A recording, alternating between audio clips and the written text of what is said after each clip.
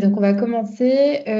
Donc, ce soir, on a la chance d'avoir un peu de temps de Adeline Paradès, qui est juriste chez Notre Affaire à tous au sein de l'équipe salariée, en charge du contentieux et du plaidoyer sur les sujets de contentieux, droit de l'environnement, recours locaux, avec notamment un focus sur les enjeux climatiques, la préservation de la biodiversité, la lutte contre les pollutions. Adeline est ancienne avocate en droit public et elle est également en cours de réalisation d'une thèse en droit de l'environnement.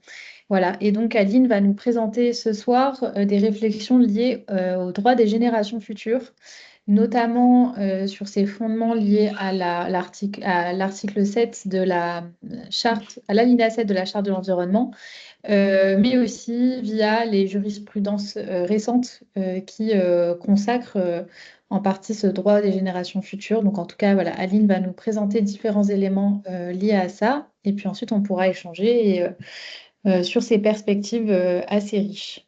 Donc Aline, je te laisse la parole, n'hésite pas à compléter si jamais. Et couper mon son micro. Bonjour à tous. Du coup, oui, je vais vous parler du droit des générations futures et des autres peuples aussi. Les autres peuples, ce sera surtout pour la fin. À la fin, j'aimerais qu'on réfléchisse un peu tous ensemble aux perspectives en matière de procès climatique de la reconnaissance du droit des générations futures et des autres peuples par le Conseil constitutionnel. Et donc voilà. Donc, pour moi, le droit de l'environnement devrait avoir pour but la préservation de la vie sur Terre sous toutes ses formes. Et la préservation du droit des générations futures me semble donc fondamentalement au cœur même du droit de l'environnement. Et c'est même sous certains aspects un concept qui dépasse le droit de l'environnement. En effet, comment est-ce qu'on peut envisager un environnement équilibré sans prendre en compte le devenir dans le futur de cet environnement et donc sans prendre en compte l'environnement qu'on laissera aux générations futures? Dans le cadre de cet exposé, j'ai décidé d'étudier donc la formulation complète qui est retenue dans la Charte de l'environnement, au sein duquel le droit des autres peuples est aussi protégé. Et là encore, bien souvent, en matière d'environnement, les atteintes ne connaissent pas de frontières, de sorte qu'il n'est pas possible d'envisager un environnement sain pour les uns sans qu'il soit sain aussi pour les autres. La prise en compte des interdépendances et des interconnexions générationnelles et spatiales sont donc nécessaires pour un droit à un environnement qui soit effectif et qui ne soit pas juste des grandes déclarations. Et les décisions récentes en droit interne concernant le droit des générations futures et des autres peuples ne sont que l'évolution finalement de notions qui sont présentes au moins dans la doctrine, mais aussi dans les textes depuis très nombreuses années. Et cette évolution, elle est très importante et elle est porteuse d'espoir et de possibilités, notamment pour les contentieux climatiques, comme on le verra par la suite. Alors tout d'abord, puisque ça reste une intervention en droit, on va commencer par un peu de définition, ou en tout cas se poser la question de la définition, et notamment du terme de génération future. Les générations, elles font référence, je pense, quand même aux futurs êtres humains. Il s'agit donc plutôt d'un droit qui serait anthropocentré, une protection in fine de la viabilité et du futur de l'espèce humaine. Et d'ailleurs, assurer un futur et une continuité à l'espèce, à son espèce, c'est un but primaire de l'être humain, mais qu'on retrouve aussi chez plein d'animaux, chez, je pense, même la plupart des animaux. Et peut-être après, est-ce que c'est volontaire ou pas, mais aussi chez les plantes, puisque de toute façon, c'est comme ça que se fait la sélection. Mais la question qui demeure est peut-être celle de la définition de qu'est-ce qu'on entend par futur. Dans les décisions récentes en droit interne, les juges ne semblent pas vraiment s'y intéresser et semblent se saisir de cette notion pour saisir les impacts dans le temps long, par exemple d'une potentielle pollution. Mais cette notion, elle peut être soulevée dans de futurs contentieux. Par exemple, à partir de combien d'années de pérennité d'une pollution, on pourra considérer que c'est impactant pour les générations futures? Qui sont ces fameuses générations? Est-ce qu'elles doivent être plusieurs pour être protégées, donc plus de 20 ans? Alors bien sûr, j'ai pas forcément les réponses. J'ai plutôt des questions plus que des réponses et j'espère il y aura plein de belles décisions qui vont émerger dans les années à venir et qui vont, à la fois dans nos juridictions et dans les juridictions des autres pays, et qui vont venir poser des pierres à cet édifice de définition. Sachant que notamment, on peut retrouver la notion de génération future aussi dans la Charte des droits fondamentaux de l'Union européenne. Et donc, ça pourrait être intéressant aussi de se poser cette question à ce niveau-là. Sur les générations concernées, on peut considérer que seules sont concernées les générations qui ne sont pas encore nées au moment qu'on considère. Donc, par exemple, si on introduit un contentieux aujourd'hui, celles qui ne sont pas encore nées, celles qui sont à naître potentiellement. C'est par exemple l'interprétation qui a été retenue par le professeur Martin-Philippe Golding sur les obligations envers les générations futures dans un article qui a été publié dès 1972, et c'est pour vous dire à quel point aussi ce concept n'est pas nouveau. Ce concept pourrait aussi intégrer une génération qui n'est pas totalement future, mais sans être pour autant pleinement responsable de nos erreurs actuelles, c'est-à-dire les enfants. Et c'est notamment tous les travaux, par exemple, du défenseur des droits actuellement là, dans son rapport sur le droit à un environnement sain des enfants, qui peuvent être activés dans ce cadre-là. Ensuite, nous devons également nous poser la question du contenu des obligations qui pèsent sur nos générations vis-à-vis des suivantes. Et une approche axée maximaliste, donc en gros, la question c'est, ok, c'est bien beau de protéger les générations futures, mais qu'est-ce que ça signifie de protéger ces générations? Une approche axée maximaliste consisterait à considérer que ces futures générations devraient avoir les mêmes options que nos générations, les mêmes choix et les mêmes possibilités. Dès la fin des années 90, Alexandre Kiss, qui est un professeur très connu de droit de l'environnement mais international, proposait que le droit des générations futures consiste à assurer à tous les humains qui se succéderont la possibilité de satisfaire non pas la possibilité d'avoir les mêmes options que nous, puisqu'il considérait que c'était impossible, tout simplement, mais plutôt de leur assurer la possibilité de satisfaire les besoins et les aspirations fondamentaux pour ces générations. Et ces aspirations, s'il les énumérait, il disait que c'était la vie, la transmission de la vie, la nourriture, l'eau, le logement, la santé, mais aussi une organisation sociale assurant la sécurité, l'expression des idées et des aspirations spirituelles, sociales, culturelles, artistiques ou autres. Il y a donc à la fois une dimension très survivaliste de comment est-ce que notre espèce se transmet au fur et à mesure des générations. Et il y a aussi qu'est-ce qu'on a envie de transmettre. Et notamment, et il disait dans son article, mais que la protection des monuments historiques, les protections qu'on a sur ce qu'on lègue finalement aux autres générations peuvent aussi être interprétées sous le fondement du droit des générations futures. Donc c'est pour ça que je vous disais aussi que ça transcende d'autres pans du droit et pas uniquement le droit de l'environnement. Et c'est une définition qui est plus restrictive, mais qui reste quand même, dont on peut quand même tirer plein de choses. Et par exemple, l'exigence d'un niveau de protection de santé au moins équivalent au niveau de protection de la santé qu'on a actuellement. On pourrait imaginer de très beaux contentieux, notamment sur tous les polluants qui sont très peu biodégradables.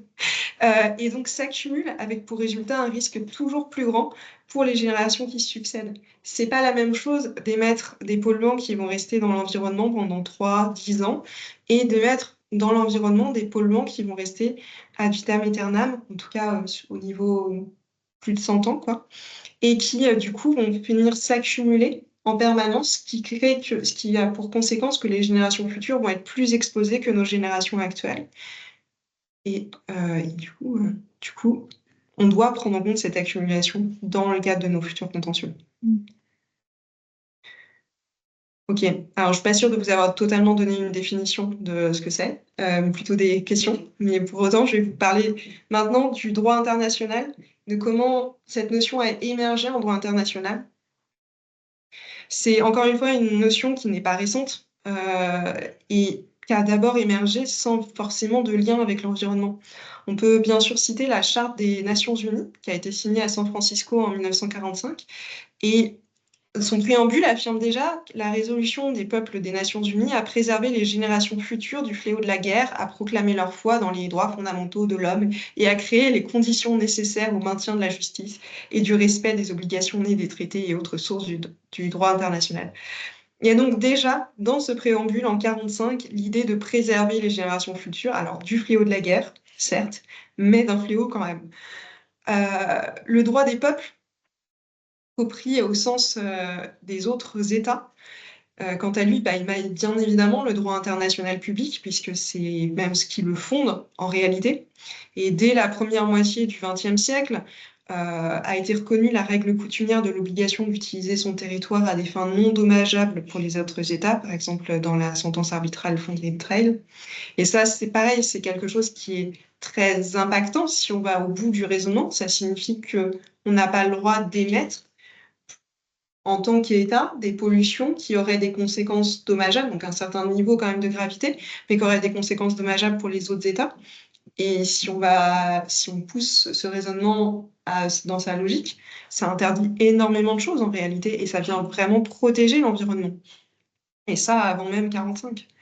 Concernant l'environnement, la formulation du droit des générations futures, elle se retrouve pour la première fois dans la déclaration de Stockholm sur l'environnement humain, adoptée en juin 72, et dont l'article 1er dit que la liberté est un droit fondamental pour l'homme, l'égalité et les conditions de vie satisfaisantes aussi, dans un environnement dont la qualité lui permette de vivre dans la dignité et le bien-être.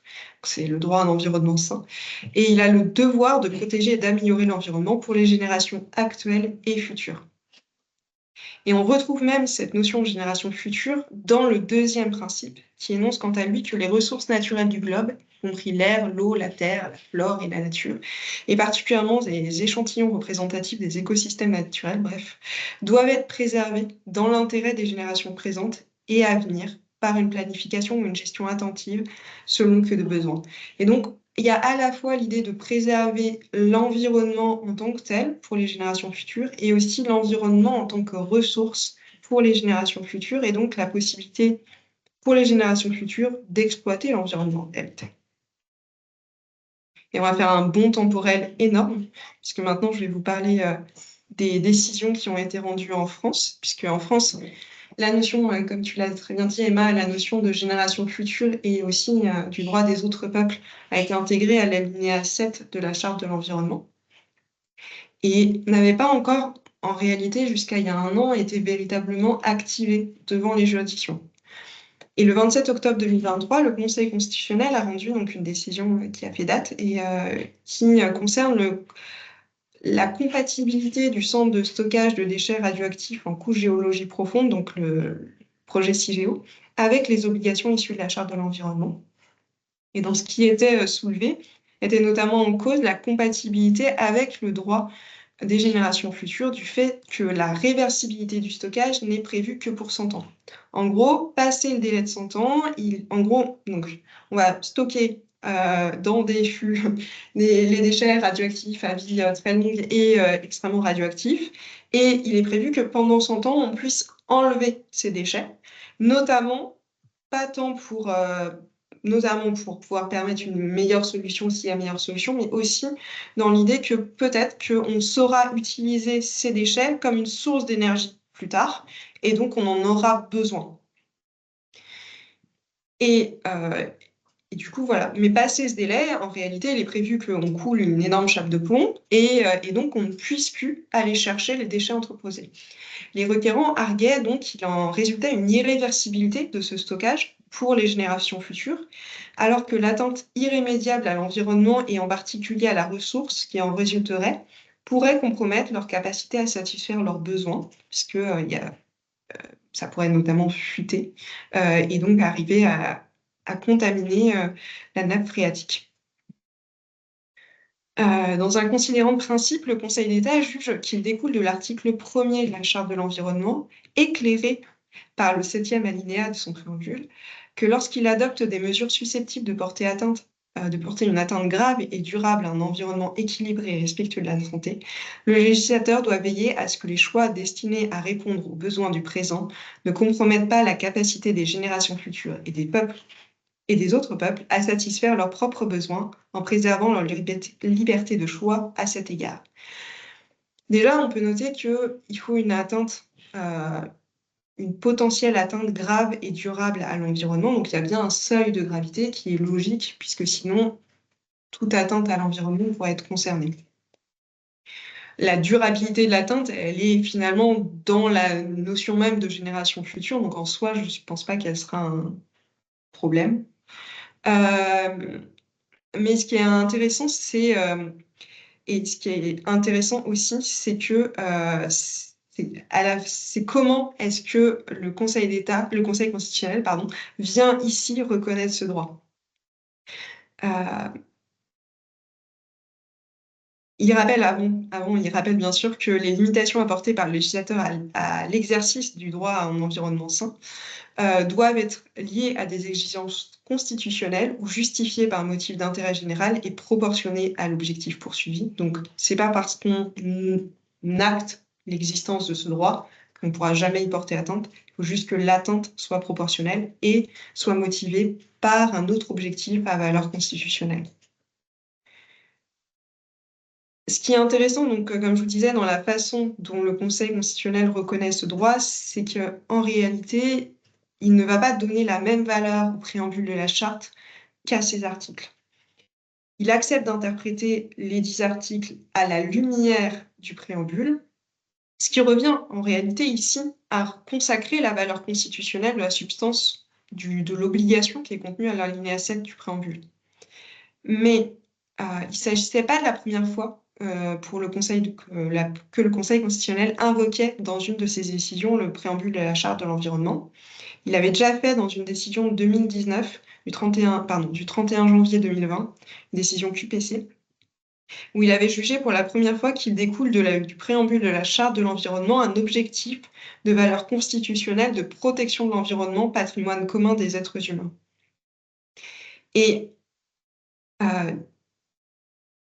déjà, comme le relevait le commentaire de la décision rédigée par le Conseil constitutionnel lui-même, pour reconnaître ce nouvel objectif de valeur constitutionnelle, le Conseil s'est expressément fondé sur les termes du préambule de la Charte, selon lesquels l'avenir et l'existence même de l'humanité sont indissociables de son milieu naturel et l'environnement est le patrimoine commun des êtres humains. La préservation de l'environnement doit être recherchée au même titre que les autres intérêts fondamentaux de la nation afin d'assurer un développement durable. Des choix destinés à répondre aux besoins du présent ne doivent pas compromettre la capacité des générations futures et des autres peuples à satisfaire leurs propres besoins. Donc on avait déjà cette notion de génération future qui était dans les prémices de cette décision.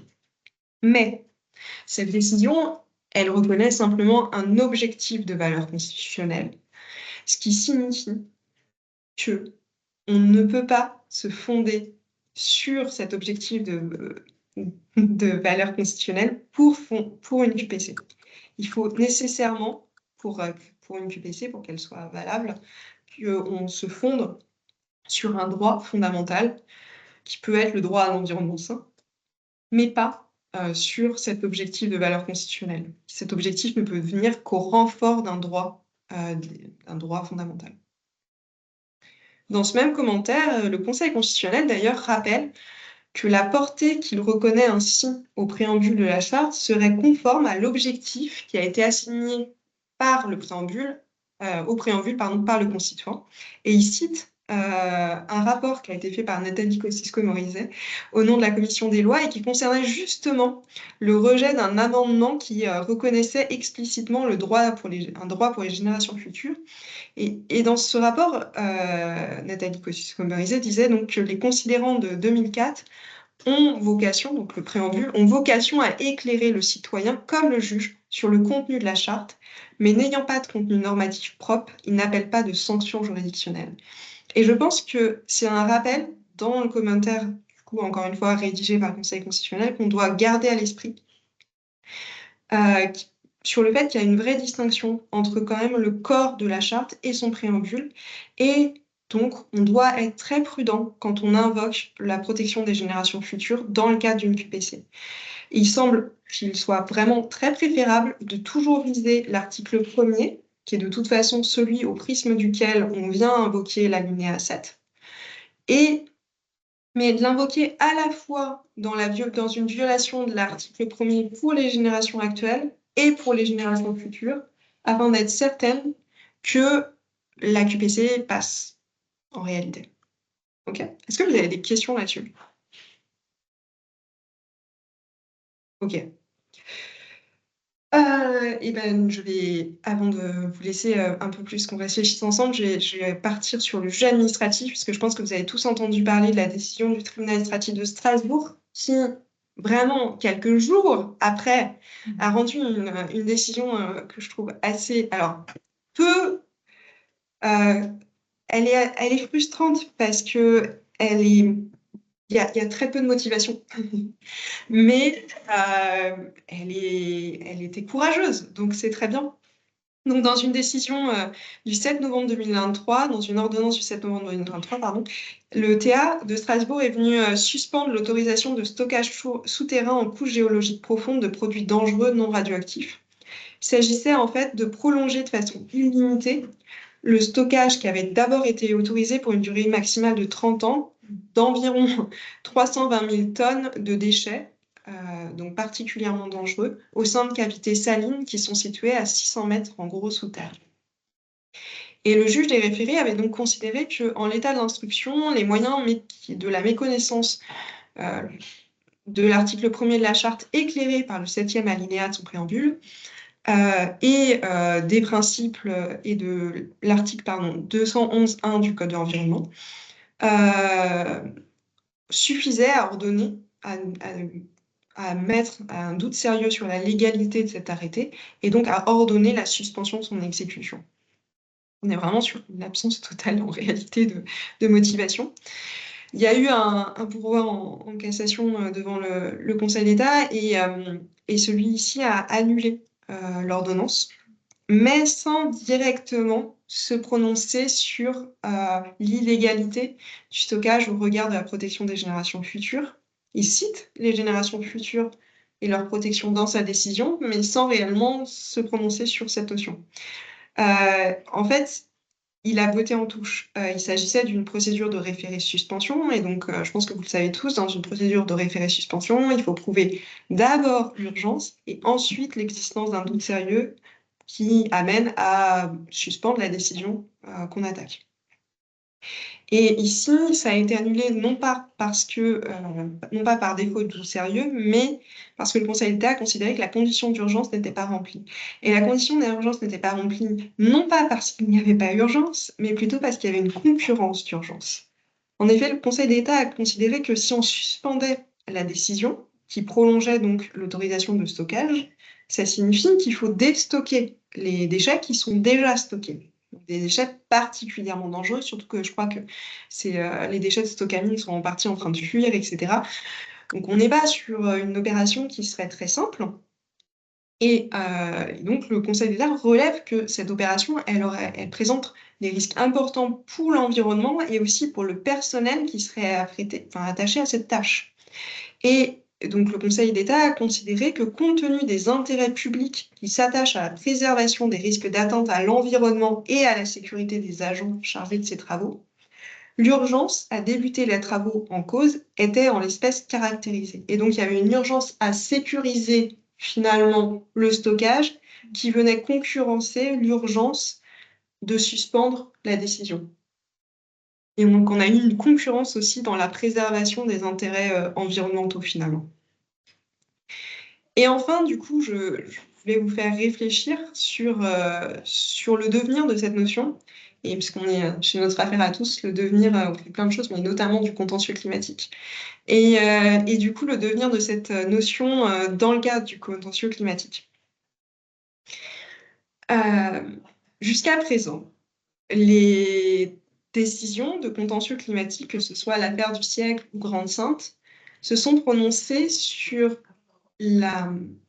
comment vous dire ça, sur le fait que l'État réussisse ou non à être en ligne avec les objectifs de diminution des émissions de gaz à effet de serre qu'il s'est lui-même fixés. Mais en réalité, ces contentieux n'ont pas réellement été questionner les objectifs que l'État s'est fixés ou qui ont été fixés par l'Union européenne. Or, si on prend en compte les générations futures, on peut venir questionner, et aussi les droits des autres peuples, on peut venir questionner assez frontalement justement ces objectifs-là. Et on peut venir les questionner dans un principe d'équité entre les différents peuples et entre les différentes générations. Et ça amène à la question de quels objectifs on doit se fixer en matière de réduction des émissions de gaz à effet de serre. Parce que pour l'instant, on regarde cette question-là sous l'angle des pourcentages de diminution de nos émissions. Ça signifie qu'on demande autant de diminution. Si on réfléchit comme ça, on va demander de diminuer par exemple de 50% d'ici 2030, à la fois à la France, à l'Union européenne et aussi à la Somalie, qui, elle, n'émet déjà pas grand-chose. Et finalement, ça veut dire qu'on acte l'inégalité dans les émissions et qu'on acte aussi le fait que cette inégalité, elle perdure dans le temps. Et donc, les pays les moins émetteurs auraient encore moins le droit d'émettre, et les pays les plus émetteurs auraient finalement plus le droit d'émettre que les pays moins émetteurs. Et donc, il y a une véritable inéquité, à la fois dans les chances, puisque le droit d'émettre, c'est aussi le droit de se développer aujourd'hui, même si on essaye de découpler les choses, ça reste quand même en partie couplé. Et c'est aussi les investissements qui doivent être faits, etc. Et donc, si on ne réfléchit pas comme ça, on réfléchit en termes de quotas. On réfléchit en termes de combien de tonnes de CO2 il nous reste à émettre si on veut, dans les années à venir, si on veut rester à 1,5 degré. Et après, comment est-ce qu'on répartit ces tonnes? Et là, il y a plusieurs possibilités. On peut les répartir en mettant, on divise par le nombre d'habitants. Si on fait ça, il reste pratiquement plus rien. Pour la France, il reste encore un peu, mais pour beaucoup de pays de l'Union européenne, il n'y a plus de crédit. On peut aussi prendre en compte l'historique, par exemple à partir de 1990, et se dire, on avait en 1990 un budget, on savait déjà en 90 qu'il y avait on savait déjà plein de choses sur le réchauffement climatique, et donc on aurait dû, dès 90, prendre des actions, et on ne l'a clairement pas fait, donc on a épuisé notre budget. Et on a fait le choix en 1990 et après de continuer d'évoluer, etc. Mais finalement, on a pris un crédit sur nos générations actuelles du coup, en émettant. Si on fait ça, aujourd'hui, on n'a plus de crédit. Et pareil, après, on peut prendre en compte d'autres choses, qui sont par exemple l'équité économique, et donc le PIB de la France. Et là, pareil, dans ce cas-là, on n'a plus le droit d'émettre. Et du coup, moi, je voulais vous questionner sur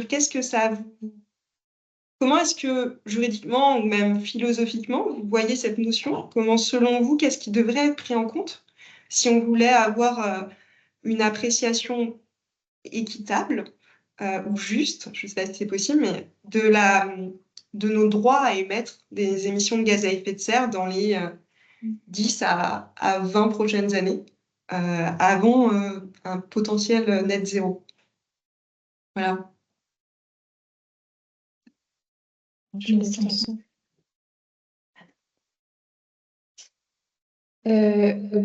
Attends. Désolée, on est dans la même pièce avec Adeline pour ne rien vous cacher. Donc voilà, on a des petites contraintes logistiques de son et de micro. Mais merci beaucoup Adeline, c'est super intéressant. Et effectivement, c'est une question. Alors je ne sais pas s'il y a des personnes qui souhaitent là réagir, soit en prenant le micro ou alors dans le chat. Moi, je me dis que effectivement, si dans l'idée qu'on a épuisé notre budget, entre guillemets, mais qu'en fait, dans les faits, on continue à émettre, ne serait-ce que pour le fonctionnement enfin, voilà, du pays, quoi.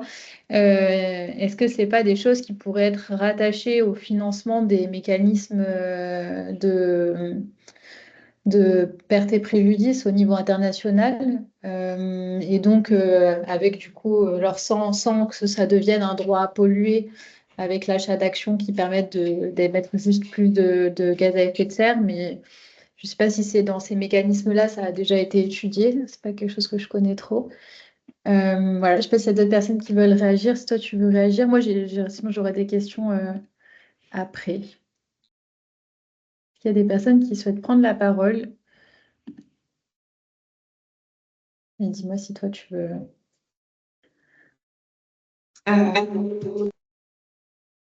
Oui, justement, sur ce droit, comment est-ce qu'on compense finalement le fait qu'on émette trop? C'est la vraie question, ça fait partie des questions qu'on se pose. Et comment est-ce qu'aussi on compte pour que ça ne devienne pas, comme tu l'as très bien dit, un droit à polluer? Alors effectivement, il y a des instruments dans notamment l'accord de Paris qui permettent ça, notamment l'article 6. Après, il faut faire attention à ce qu'il n'y ait pas de double comptabilité. Il faut faire attention à ce que, en fait, on ne vienne pas finalement, enfin, que ça soit bien des réductions d'émissions de gaz à effet de serre, mais durables, etc. Et donc, il y a plein de choses qui doivent être prises en compte. Et ça conduit à des considérations qui vont être assez techniques et qui vont être en vrai assez passionnantes aussi sur comment est-ce qu'on compte les choses. En fait, on est comptable, on n'est pas juriste. Alors, je vais lire la question de Albin. J'ai l'impression que c'est plusieurs questions, mais donc, il me semble qu'en Allemagne, une sorte de reconnaissance du droit des générations futures a été reconnue plus sur le fondement des libertés fondamentales, anticipant qu'une politique climaticide aujourd'hui réduirait les libertés des citoyens de demain. Quid d'une telle approche en France? Est-on dépendant des principes de la Charte de l'environnement et d'autres fondements ou d'autres fondements pourraient être invoqués? Je pense qu'en réalité, d'autres fondements pourraient être effectivement invoqués, puisque il y a pas mal comment dire, il y a eu pas mal de productions doctrinales avant même que la charte existe. Euh, et des productions doctrinales sur le droit des générations futures, mais pas simplement en droit de l'environnement. Donc il y a pas mal de choses. Et je pense qu'effectivement, on peut aller aussi sur le problème en réalité qu'on va avoir, je pense, dans l'approche, comme tu le dis, du fait qu'on prive les générations futures de leurs propres droits fondamentaux, c'est que ces générations, elles n'ont pour l'instant pas de personnalité juridique puisqu'elles n'existent pas. Et donc, c'est un peu comme, c'est horrible ce que je vais dire, mais c'est un peu comme quand, lors d'un accident de voiture, une femme enceinte a un accident de voiture et du coup, elle perd le bébé. On ne considère pas nécessairement que ce bébé était une entité, enfin, était une personne à part entière. Et il y a aussi cette approche-là, du coup, qui va venir un peu se confronter au droit des générations futures si on sort du droit de l'environnement. Mais il y a des choses quand même, même en termes de patrimoine, qui peuvent être invoquées. Euh, alors, Alban, je ne sais pas si ça répond à ta question, si tu veux compléter. Moi, enfin, juste du tac au tac, ça me fait penser justement à la question que j'avais, qui est comme il n'y a pas de statut juridique rattaché aux générations futures, en fait, comment envisager une conciliation des intérêts? En fait, à quel moment est-ce que les générations seraient gagnantes, les générations futures seraient gagnantes? Et je pense notamment au fait que, par exemple, pour les enfants, il y a un intérêt supérieur de l'enfant qui est reconnu notamment par la Convention internationale des droits de l'enfant. Est-ce que c'est quelque chose, alors, et même juridiquement, c'est du droit international qui reste, c'est une définition qui reste débattue, etc. Mais est-ce que c'est quelque chose dont on pourrait s'inspirer, l'intérêt supérieur des générations futures? Je ne sais pas si c'est une des voies qui permettrait d'aller vers cette conciliation des intérêts et en tout cas qui pourrait encourager du coup de prendre davantage en compte cet aspect long terme, quoi, puisque c'est un peu l'avantage de cette prospective juridique. Je ne sais pas ce que tu en penses. Je pense qu'il n'y a pas forcément besoin de mettre une primauté, parce que la primauté va être difficile à faire accepter. Mais par contre, je pense qu'il est important qu'on s'en saisisse en tant que juriste pour que on l'invoque et justement qu'il y ait une forme de, de prise en compte plus souvent, parce que tu cites la charte pardon, la Convention internationale des droits de l'enfant. Et ce qui est intéressant aussi dans cette convention, c'est l'obligation de prendre en compte l'intérêt supérieur de l'enfant dans toutes les décisions. Et cette obligation de prise en compte dans les décisions, on n'a peut-être pas forcément besoin qu'elle soit directement énoncée, on peut aussi la forcer en mettant le concept de génération future sur la table à chaque fois que que ce sera important, que ce sera valable, quoi. Et du coup, accoutumer les juges, accoutumer aussi le pouvoir réglementaire et législatif à cette notion-là, pour que petit à petit, ce soit un réflexe de prendre en compte ces intérêts-là. Alors, Albin pose une seconde question sur l'intérêt à agir. notamment devant le juge administratif, mais comment attester d'un intérêt à agir pour représenter des individus, des générations qui n'existent pas encore. C'est vrai que comment ça a été... Est-ce que c'est seulement parce que c'est rattaché à des sujets environnementaux, voilà. En réalité, effectivement, quand c'est rattaché à des sujets environnementaux, il n'y a pas vraiment de question à partir du moment où c'est une association qui vient en défense, enfin qui vient défendre ces intérêts-là. Les associations n'auront pas vraiment de problème, enfin, sauf problème qu'on retrouve tout le temps, voilà. Et là-dessus, c'est pas sur les autres sujets. Bah, ça va dépendre. Je pense encore une fois que les sujets patrimoniaux pourraient être un bon point d'entrée, mais je suis pas privatiste, donc voilà. Mais parce que sinon, vous avez effectivement pas d'intérêt à agir au nom des générations futures, pas plus qu'on a intérêt à agir au nom des arbres ou voilà. Alors que Il y a une réponse de Judith à laquelle tu peux réagir. C'est alors sur le plan philosophique. Donc on repart sur le sujet plutôt justice climatique là. Elle dit, enfin, elle écrit, il y a quand même la distinction entre les émissions émises pour l'intérêt général, développement, fonctionnement d'un pays, et pour des intérêts privés. Même si ça paraît un peu manichéen, je pense qu'en termes d'équité, c'est essentiel. Donc, par exemple, sur les réflexions sur l'équité climatique, est-ce que ces conceptions de génération future, c'est des choses qui pourraient être déployées, tu penses? je pense qu'effectivement, c'est aussi pour ça que j'aime bien ce concept de génération future et de droit des autres peuples et que j'ai mis ensemble. Et finalement, c'est un droit de choix et je suis d'accord avec toi sur le fait qu'il y a une distinction dans les émissions. Et finalement, peut-être que cette distinction, on peut la retrouver via le fait qu'on préserve le choix de société presque, le choix, enfin, la possibilité de se développer notamment, qu'à mon avis, préserver via le droit des générations futures à faire leurs propres choix et aux autres peuples, alors qu'on va moins préserver des intérêts privés, comme tu le dis. Et je pense que finalement, si on doit préserver un droit d'émettre pour les pays les moins développés, c'est pour leur développement. En tout cas, c'est via le fait de préserver leur droit à un développement qui passerait par des émissions nécessairement, qu'on pourra venir permettre aussi de prendre en compte cette équité. Je suis pas sûre d'être très claire. Judith, à toi de nous dire si ça précise, enfin voilà, en rebondissement à ta réflexion. Si d'autres personnes ont des questions ou réflexions, n'hésitez pas à les écrire dès maintenant ou à les partager à l'oral. Euh, Si c'est clair, merci, répond Judith. Donc voilà, est-ce qu'il y a d'autres questions? Un peu soit sur les aspects, effectivement, il y a un peu deux sujets sur les aspects climatiques et sur les aspects environnementaux. De pollution, par exemple, tu parlais des pollutions tout à l'heure. C'est clair que enfin, chez notre apparatus, on travaille beaucoup sur les polluants éternels. Bien, quand on parle de polluants éternels, qu'en est-il des générations futures? Euh, et après, c'est vrai que je me disais en t'écoutant parler là-dessus que qu'est-ce que finalement euh, ce concept de génération future permet de protéger davantage que ce que le droit actuel prévoit. Mais en fait, ouais, c'est vraiment cette conception, cette anticipation de long terme, quoi.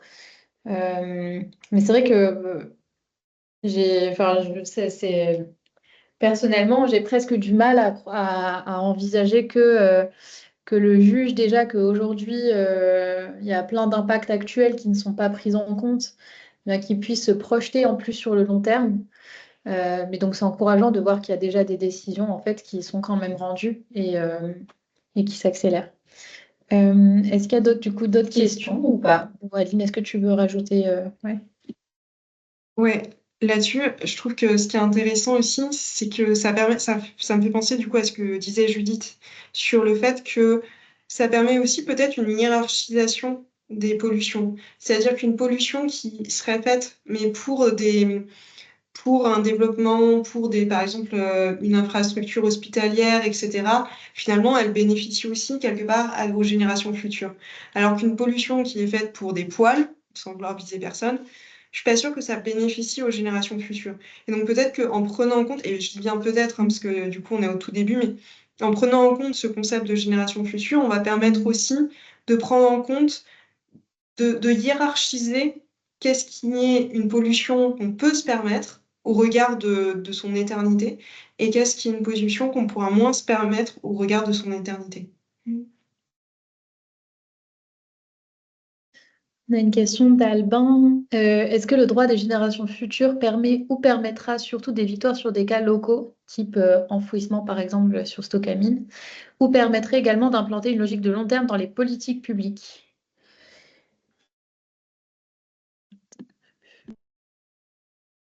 J'espère les deux, si vous avez bien suivi les petites réflexions. J'espère les deux. On devrait, je pense que chez Notre Affaire à tous, on va soulever dans des contentieux un peu plus systémiques le concept. Et du coup, voilà. Et après, sur les cas locaux, effectivement, type enfouissement, type aussi, encore une fois, polluant, enfin, voilà, qui dure plus d'une génération dans l'environnement. Et je pense par exemple, on a parlé des PFAS, mais le, non, pesticides, mais outre-mer.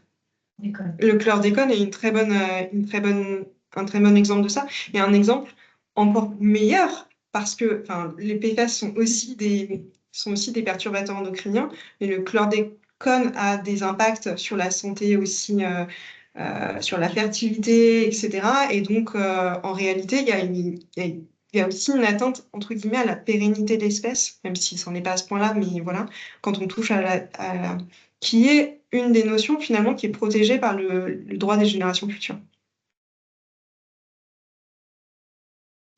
Merci beaucoup. On va avoir le temps de prendre encore une ou deux questions, je pense. Je vois que Nicolas est en train d'écrire, donc on va. Mais voilà, comme vous voyez, effectivement, pour rebondir sur ce que tu disais par rapport à la question d'Albin, c'est vrai que ce sont des réflexions. Ah oui, pardon, et du coup, il y a une question de Judith aussi, mais ce sont des réflexions qui sont là pour l'instant sur des projets locaux, des projets polluants locaux, mais qui effectivement sont porteuses pour en fait plein d'autres conceptions environnementales et sociales.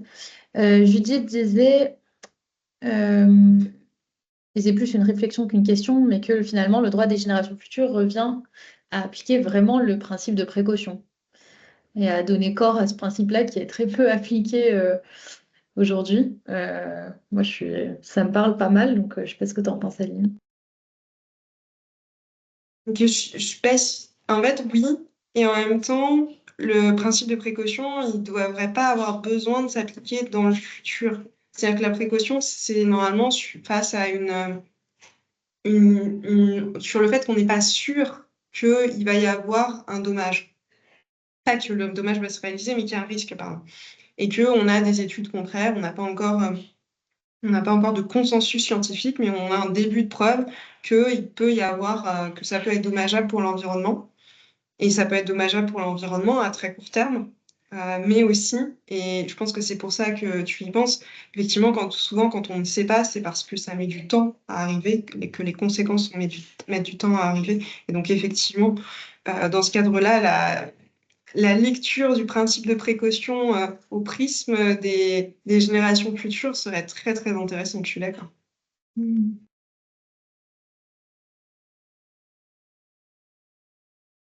Euh, Bon, n'hésite pas, Judith, si tu veux rebondir là-dessus et préciser ce que tu disais. On va attendre encore une minute pour voir s'il y a d'autres questions.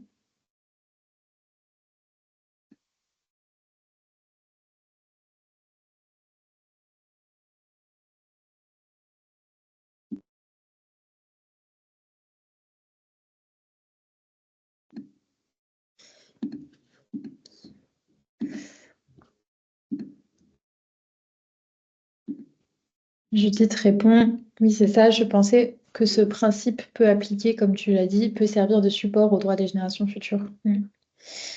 Nicolas, du coup, pose comme question. Donc, je lis, dans le cadre du contentieux autochtone, particulièrement devant le système interaméricain, donc des droits de l'homme, la question du droit à la culture est souvent soulevée. Dans les premières pétitions inuites, les arguments du droit d'élever ses enfants dans la culture dans laquelle on a grandi étaient mis en avant. En l'occurrence, le changement climatique dans le cercle polaire empêchait la culture inuite de la chasse. Est-ce que ce droit à la culture pourrait être avancé vis-à-vis des générations futures en Europe?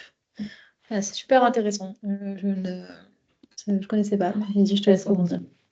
Ça me fait penser à ce dont on parlait sur la protection de la biodiversité au travers du coup de la culture et comment est-ce qu'on pourrait se servir effectivement du fait que certaines populations ont construit des cultures au travers, enfin, sur le fondement du coup de leur accès à une certaine biodiversité et que quand elles perdent l'accès à ces plantes notamment, euh, elles perdent une partie de leur culture et de leur et de ce qui fait de ces enfin, ce qui caractérise ces peuples entre guillemets. Et donc oui, je suis d'accord. En droit français, ça sera un peu plus compliqué. Mais par contre, peut-être, effectivement, via le concept de génération future, euh, en montrant, mais je pense qu'il faudra démontrer dans ce cas-là que c'est retirer un choix un peu existentiel à ces populations-là dans le futur. Et notamment, par exemple, que ça contraindrait ces générations à vivre d'une autre manière et donc à les amputer de leurs droits, de certains de leurs droits fondamentaux et notamment de vivre comme elles le souhaitent, selon notamment, par exemple, des croyances ou selon même, enfin voilà. Mm.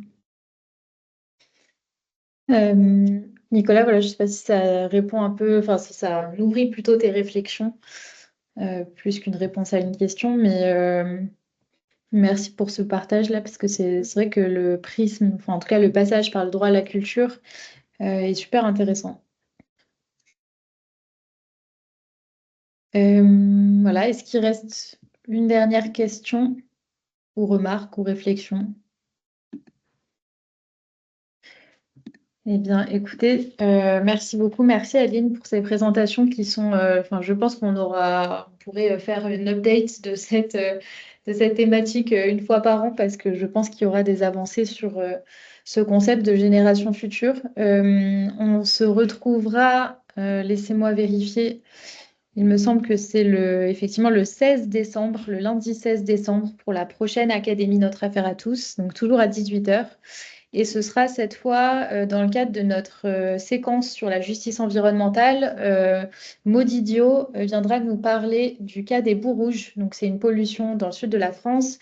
Et on verra comment le cas des boues rouges, qui est un cas de pollution environnementale massive, mais on va dire, voilà, peut être considéré justement par le prisme de la justice environnementale.